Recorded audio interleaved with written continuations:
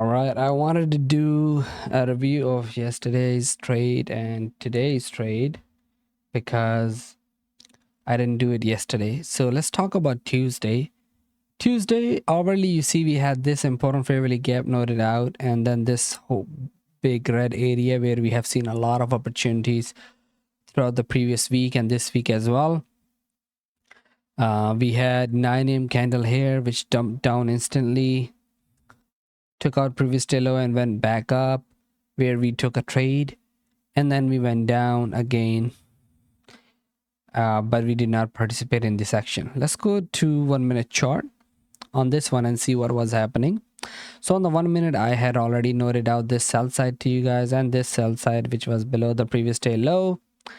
We were seeing consolidation. I noted out this fair value gap over here, which is not in this picture, but I said shorts looks good here. And as soon as I said that, because the market was not open, I did not participate, and it dumped down into this sell side because this was very clean. Now let's go to projections. I always do projections. So I, between 7 a.m.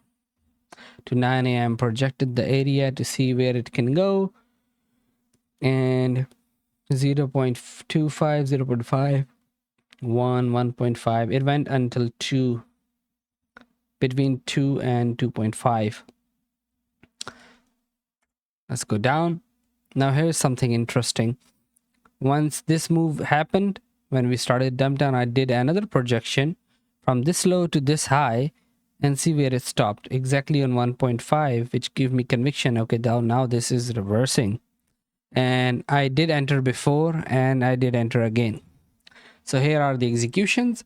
I entered on this week about here, a little early entry on this midpoint, then entered again.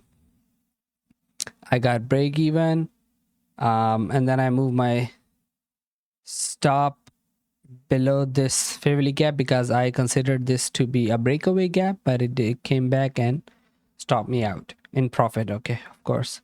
Then we go down, we stop before the projection. I entered double, I entered 3 more times here, entered again on the 0.5 of this range, went up, took partial.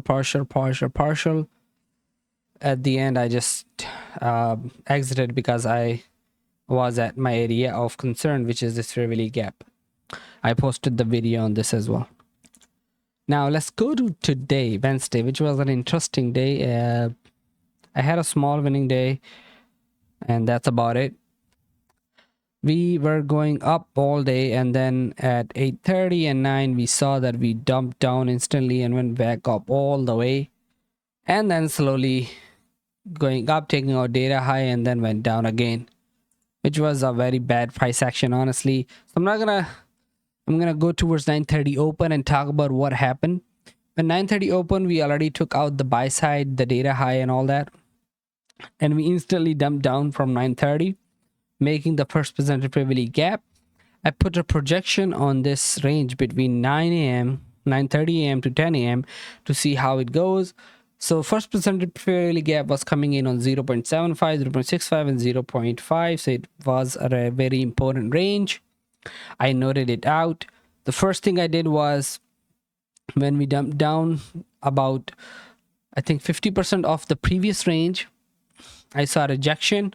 I entered over here, and then I did another one here, stop below here, and then I took partial here, one partial here, and then it came back and stopped me out on this breakaway gap.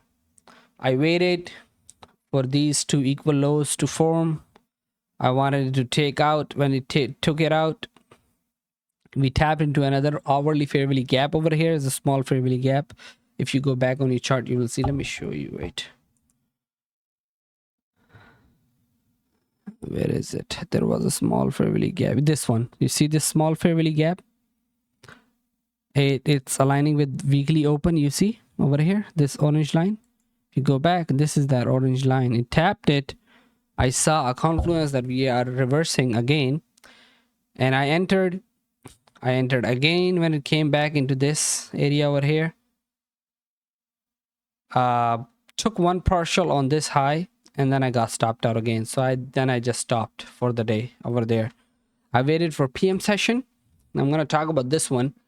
I was away from charts, but when I came back, I saw that it has been consolidating in this range for quite some time. And I know when this happens, there is always a manipulation following, and then there's a big move on the opposite direction. And from the previous range, I noted out the 0.5 over here. I saw that, okay, if we take this out, if we touch first presented fair value gap or barely miss it, that will show us weakness, which means that Nasdaq wants to go down. Or if we consolidate and go down into this fair value gap, then I can target the first presented fair value gap. That was the idea. But what happened is that it took these equal highs, went up, show rejection again.